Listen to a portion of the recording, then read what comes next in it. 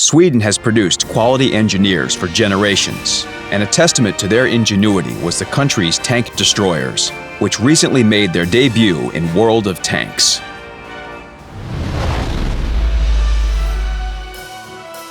Filled with eclectic vehicles, the top TD really is one of a kind.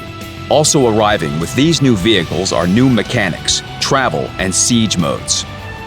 The TD branch deviates from the STRV FM21 light tank. The first tank destroyer is waiting at Tier 2, and its name isn't an easy one. The Panzerfernluftvernbahn FM42, or PVLVV FM42 for short. Playing it is like taking off a heavy winter coat. You become lighter, quicker. This is a small, agile, and maneuverable vehicle. But these features come at the price of poor view range and lack of armor. This TD also features decent gun variance and low detectability. If you have experience in playing this type of vehicle, the PVLVV FM42 won't surprise you. All the standard tank destroyer tactics work well with it. The Tier 3 tank destroyer is the IKV-72. The vehicle still has thin armor and a short view range, but its mobility, available guns, and small dimensions will cheer you up. The Swedish Tier 3 tank destroyer has an even lower profile than the Tier 2 one. The IKV-72 boasts the best concealment of all vehicles in the game. Long live the new king.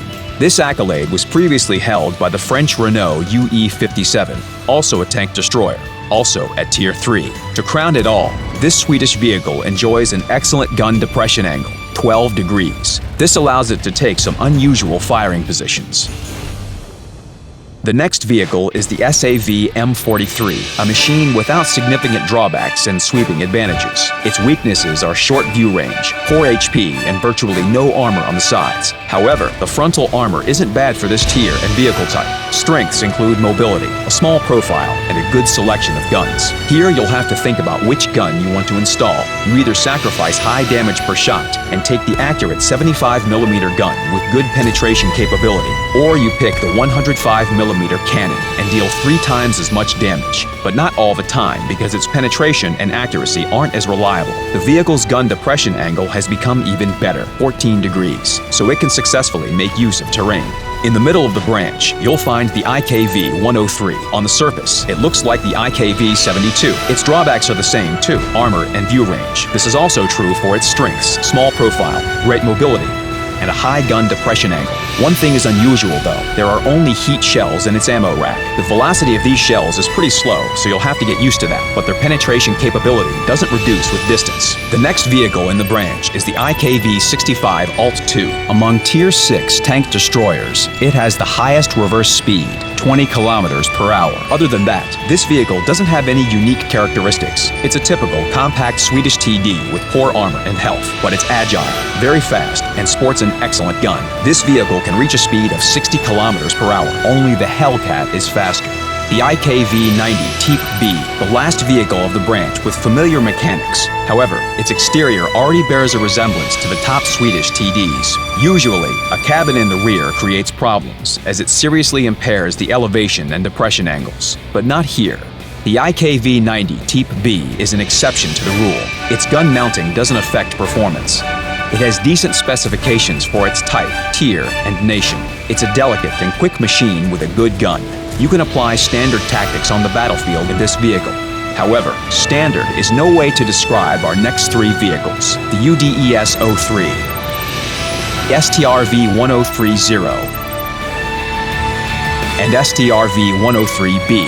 These machines possess unique gameplay features and are incomparable with any other vehicles except themselves. Let's review their specifics. These TDs have 2 modes, travel and siege. The first is for fast movement. The second is for effective firing.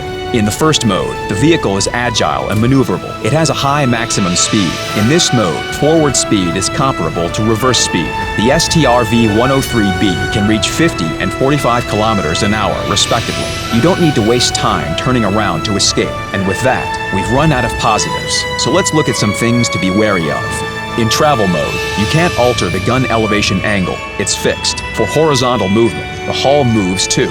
When you fire, the dispersion is enormous, SPG-like. It's extremely difficult to hit anything. Compared to this, direct firing from an SPG is a sniper's job. Everything changes when you press X. In a couple of seconds, the vehicle becomes completely different. Forward and reverse movement slows to a crawl, but now you can shift the hull up and down together with the gun. And the gun takes on excellent characteristics in accuracy and aiming and reload time. The main tactic of top Swedish TDs is ambush. Even small cover will be enough to hide them. These vehicles are low and have a good profile. They're the best for their tiers, in fact. The STRV-103B at Tier 10, STRV-1030 at Tier 9, and the UDES is the least detectable Tier 8 vehicle in the game. Apart from that, the camouflage net and binocular telescope work in siege mode, even if you turn the hull. In general, the Swedes have all the abilities needed to make full use of their guns, which are quick-firing and have high penetration values for standard shells. Of course, at close range, on the march, or lacking proper cover, Swedish high-tier TDs are almost helpless, but they are formidable opponents from a distance. What comes to mind after looking at Swedish TDs is that branch research will be anything but dull, and the main course awaits players at the top tiers. That's all for now. Take these new vehicles for a spin. Good luck in battle.